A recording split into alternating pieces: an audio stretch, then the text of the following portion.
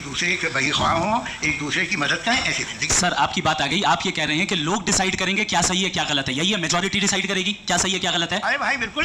Majority अगर ये कहे कि नाजी जर्मनी के साथ जिस तरह मेजॉरिटी थी कि जेनोसाइड करना सही, आप जस्टिफाई करेंगे? उस वक्त आपका ये उसके बाद क्लोज। हाँ, उस वक्त प्लेनेट पे जो लोग थे उनमें कितने लोग हिटलर को सही समझते? अच्छा, प्लेनेट की मेजॉरिटी तय करेगी सोसाइटी की नहीं, प्लेनेट की मेजॉरिटी गॉड के एग्जिस्टेंस को सही मानती है, आप क्यों नहीं मानते?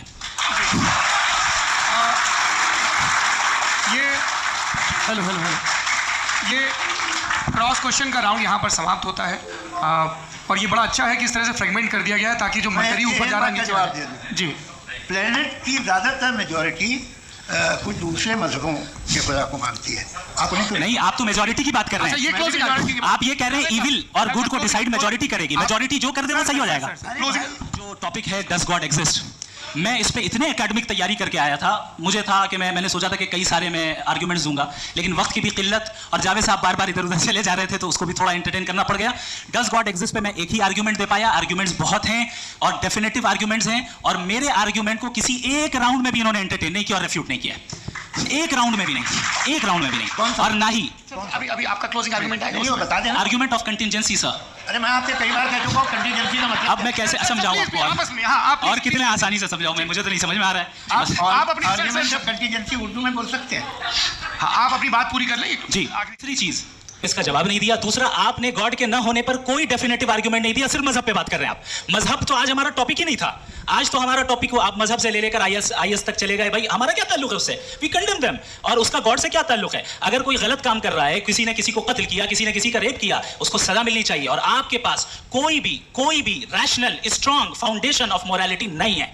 आपने कहा कि मेजॉरिटी तय करेगी सोसाइटी की, वो सही होगा। मैंने कहा हिटलर को, फिर आप सही कहेंगे नहीं, प्लेनेट की सोसाइटी की मेजॉरिटी तय करेगी। तो प्लेनेट की मेजॉरिटी गॉड के एग्जिस्टेंस को मानती है, आप कह रहे हैं ये रिलीजियस है। तो यानी आपके पास कोई स्ट्रॉन्ग फाउंडेशन नहीं है ऑब्जेक्टिव मोरालिटी का। ऑब्जेक्टिव मोरालिटी का अगर कोई फाउंडेशन है तो वो सिर्फ गॉड है, गॉड है, गॉड है। Thank you. Just, he is kind, he loves you and so on.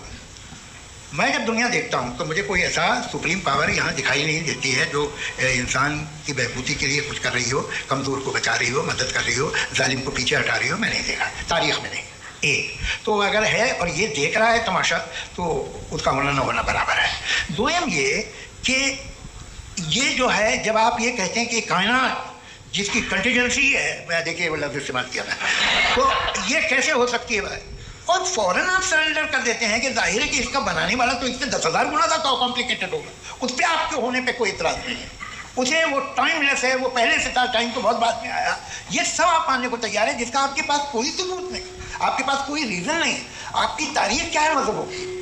Belief की, जो खुदाओं का बिलीफ है, ये कॉन्स्टेंटली गलत साबित होता रहा है। मतलब आप कहें कि अरिस्टोटल के ज़माने में तो सब जाहिल थे, वो भी इतने ही यकीन थे, खुदा पे यकीन रखते थे, जो अब नहीं रहा। ये भी नहीं रहेगा, आप लिख लीजिए। और इसके आधार आपको दुनिया में दिखाई देना शुरू हो चुके हैं। ये बहस कि आज से 100 साल पहले इस तरह हो सकती थी, यहाँ तक तो आपको हम ले आए। तो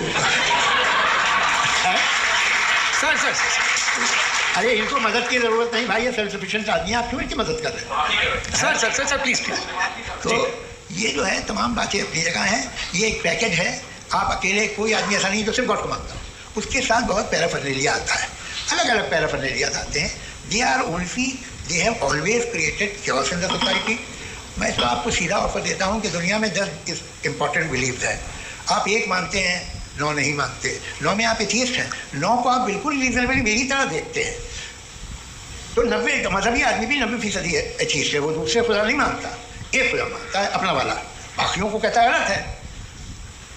अगर आप मानना ही बंद कर दें तो आपका 10% चांस है कि आप सही हैं और 90% चांस है कि आप गलत हैं।